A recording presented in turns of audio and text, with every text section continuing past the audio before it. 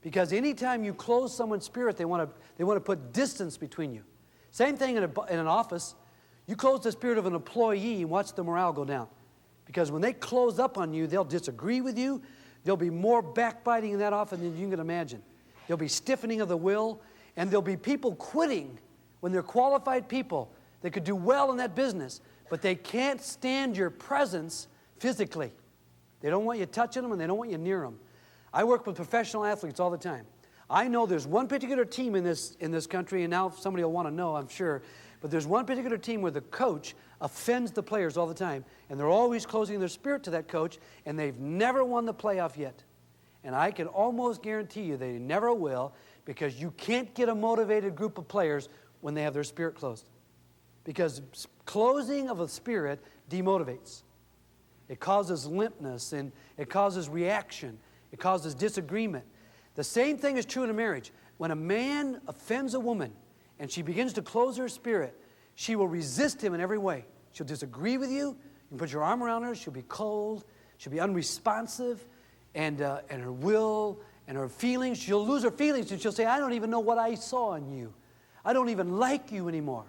And they'll literally say that right to your face. I don't like you anymore. I don't know if I ever did. And even those words can be spoken to us, and they don't necessarily have to remain that way, because that's all solvable. And all this takes place I can do this with my children. I never want this to happen with my children. So there's not a day that I know of in the last 10 years where my children have gone to bed with their spirit closed towards me. Because I now know what it looks like. In fact, what we really do is we notice the nonverbals. And I'd love to have you all become experts in noticing the nonverbals. You can see it every time. They're clammy. They usually turn their back to you. Their facial expression, their body language, all that kind of thing. In fact, what we can say is, this is the kind of thing that happens. Let's say that,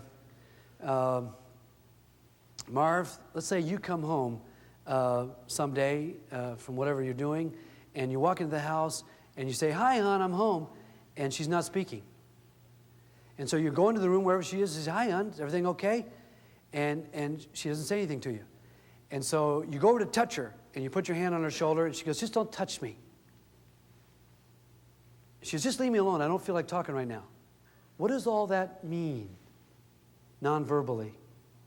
What it means usually, it doesn't have to be this in every case, because it could be she's angry at some neighbor or somebody else or boss or whoever, who knows, the children or someone. But immediately a person can think to themselves, I wonder if I've been closing her spirit. So we can wonder that.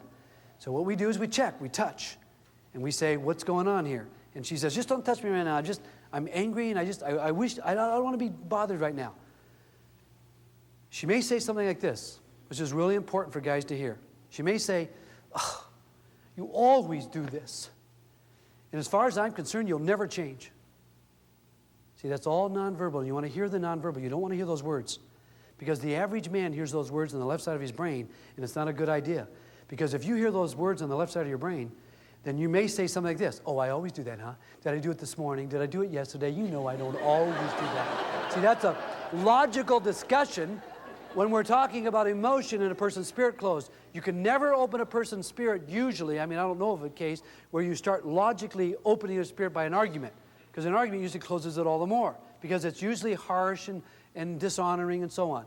And the other thing is when they say, you'll never change, you can't say, oh, yes, I can. I remember counseling one time an all-pro defensive player for the Dallas Cowboys. And we were in a restaurant, and they were in a big fight, that morning. And they came to me and said, now what are we going to do? We've been hearing your stuff. Now what do I do? So I started talking to him. I said, okay, let me ask you a question. 0 to 10, how bad is this? He says, oh, it's probably a 6. And she said, a 6? It's a 2. She says, I really am upset by this whole thing, because our relationship has gone down to a 2. So I said, okay, here's what you do. I want you to put your arm around her. And I just want you to be soft with her, and I just want you to say, help me understand what I did today that's really offended you. She looks right at him, she says, he doesn't want to do this. I can tell he doesn't want to do this. You know what he says? I can do this. I know how to do this. He puts his arm around her, and I says, now wait a minute, this is not going to work. I said, look, let me show you how to do this kind of thing, okay? I said, now watch this. And so he's watching there, and I said, okay, now play like I'm you, I said. I want you to reach across the table, and I want to hold your wife, and I just want to put my hand on top of her hand gently. And I said, you're really hurting, aren't you? And I said, I know what I said a little while ago really offended you. Really closed your spirit, didn't it? You know what that woman did? Her facial muscles started to relax. Her body language just started to give in. Tears welling up in her eyes. And I said, see what's happening here? And she stops. She says, yeah, but he'd never do this. And he says, I could do that. She's not listening to the nonverbals. You don't want to get into a verbal conversation when you're closing someone's spirit to get it open. See, if a person says something like this, ooh, this bugs me. Don't touch me. Ooh, I tell you what, as far as I'm concerned, you will never change, and you always do this. That tells you your spirit's closed about that much. Could be a man, could be your children. If it's just a little bit saying, well, you always do this, and I can't believe you keep doing this, then it's just a little bit. But if they start throwing things at you, you know, if you come home someday and the front door's locked, that could be big problems if it's usually open. Then you go around the back and you go in and she throws something at you and hits the vase, explodes above your head, and she has a piece of paper in her hand. The kids are behind her and say, this is a court order that says you got to get these bags and get out of here because we hate you, don't we, kids? We all hate him, yes? And then a man can say something like this, well, can't we talk about this? And a woman is capable of saying, no, we can't talk about this. I don't feel like talking about it. I never want to talk about it again. And even if she said it this way, no, I don't feel like talking about it. I'm done talking about it. I don't want to talk about it.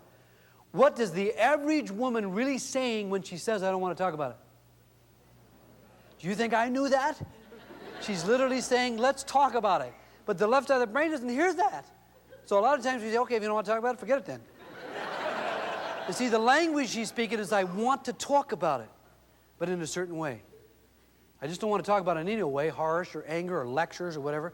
I want to talk about it in a certain way because, ladies and gentlemen, it is possible to close someone's spirit so tight that they hate you and they want to leave you, and it's possible to open that person's spirit so they don't want to leave you, where they get their feelings back, because feelings follow honor.